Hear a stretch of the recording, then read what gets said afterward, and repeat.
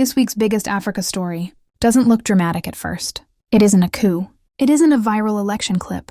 It isn't another loud claim that Africa has somehow escaped the dollar overnight. It is quieter than that. And because it is quieter, it may be more important. As war-driven costs rise, as aid weakens, and as import pressure spreads through, shipping, fuel, fertilizer, and insurance, more African governments are being pushed back toward IMF-led adjustment. So the real story this week is not one dramatic collapse. It is the quiet shrinking of policy space.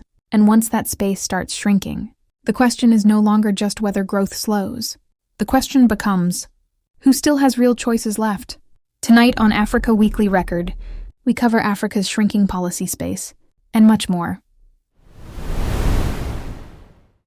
If you want to understand Africa's economic story this week, start here.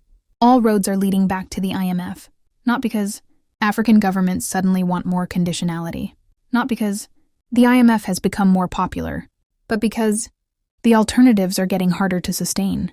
Reuters reported that more African countries are being pushed toward IMF support as economic spillovers from the Middle East conflict combine with falling aid and tighter global financing conditions. That matters because it confirms something deeper than a single country story. It means the continent is entering another period where credibility, program discipline, and external supervision are becoming more valuable than flexibility. And the IMF's own regional economic outlook for sub-Saharan Africa supports that direction. Hard-won gains are under pressure. That is the real mood. Not total collapse. Not boom. Pressure. The World Bank's Africa Economic Update points in the same direction. Growth expectations are softer. Inflation pressures are harder. And the modest room governments thought they were regaining is narrowing again. That is why the phrase policy space matters. Policy space is the room a government has to make difficult choices on its own terms. Can it cushion citizens from price shocks? Can it spend more without losing market confidence? Can it delay reform? Can it protect political stability without blowing up the budget? This week's answer is becoming clearer. That room is shrinking, and you can see it clearly in Zimbabwe. Zimbabwe's new IMF staff-monitored program is not a bailout. It is not fresh money. It is a test. A staff-monitored program is the IMF saying, show us you can stick to targets. Show us you can build a credible track record. And maybe then, deeper financing or debt progress becomes possible. That matters far beyond Zimbabwe, because it shows what re-entry into IMF discipline now looks like for African states under pressure. The issue is not only who gets funding, it is who can still demonstrate enough credibility to keep operating when financing gets tight.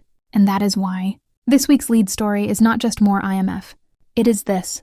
More African governments are losing the ability to improvise. Now here is where the macro language becomes real, because external shock sounds abstract, until you ask a much simpler question. What does it now cost to get things into Africa? That is where this week's trade risk and shipping story matters. When shipping routes get riskier, insurance rises. When insurance rises, imports get more expensive. When imports get more expensive, governments and households both pay. And one of the clearest examples is fertilizer. Reuters carried a warning tied to a UN agency that fertilizer shortages and disruptions linked to the war are becoming a serious concern for developing countries. Now, this is where bad analysis goes wrong. The bad version says, Africa is about to run out of fertilizer and famine is guaranteed. That is not the evidence. The better version, and the more useful version, is this. If fertilizer becomes more expensive, less reliable, or harder to ship, farmers may reduce use. Governments face tougher subsidy choices. Importers pay more.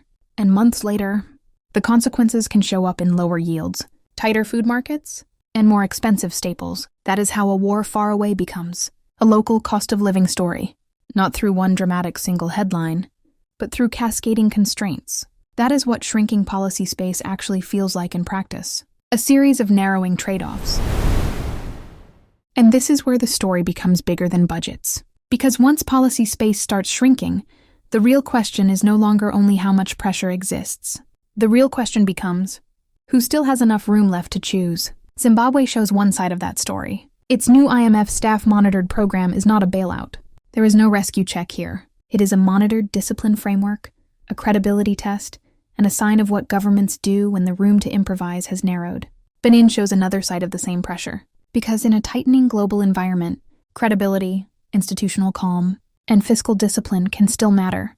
Benin matters this week not because it solves the continent's problems, but because it represents a model many governments may now be tempted to follow. Hold the line, reassure markets, preserve order, and try to keep room to maneuver for as long as possible. And then, Sudan reminds us what happens when pressure is no longer managed at the level of institutions, but absorbed at the level of households. Because once enough systems fail at once, the story stops sounding like policy. It starts looking like survival.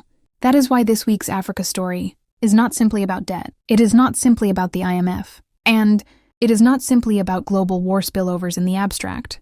It is about how different African states are meeting the same tightening world from very different starting points. Some are trying to preserve credibility, some are trying to rebuild it, and some are already at the point where the cost is being counted in how families live, eat, and endure.